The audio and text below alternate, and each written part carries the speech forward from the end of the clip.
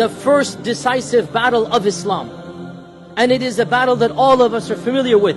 And it is the battle of Badr, which took place the very first Ramadan after the Hijrah. On the 17th of Ramadan, in the second year of the Hijrah, we all know the story that a small group of Muslims, barely 300 in number, were expecting a caravan to pass by.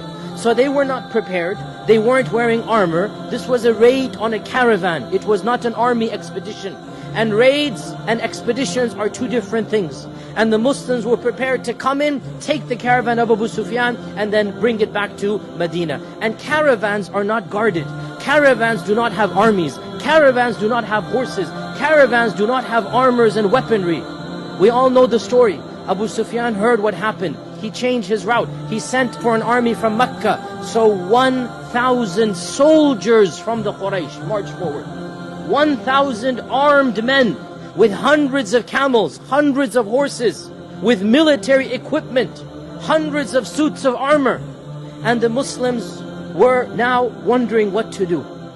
Should we proceed? Should we go back?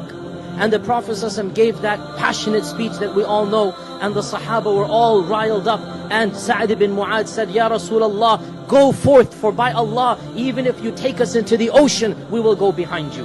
And this battle of Badr, the decisive victory that Allah calls Yawm al-Furqan, the day that truth won over falsehood, it took place on the 17th of Ramadan. On this day, the icons of kufr, every single major icon of kufr was either killed or died right after the battle of Badr. And the Muslims barely had a scrape.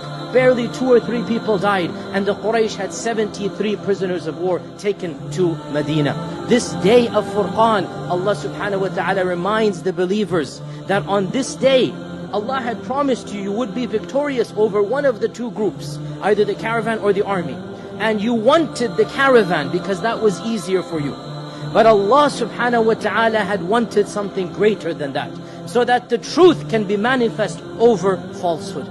This day of Ramadan, 17th of Ramadan, was the first victory for the Muslims, and not coincidentally, it occurred in the middle of the month. And the lesson we learn from that victory for us this Ramadan, the lesson we learn is that, you know what, we might not be fully prepared. We might not be fully prepared for that month. How many of us now are trepidating, wondering, how am I going to fast?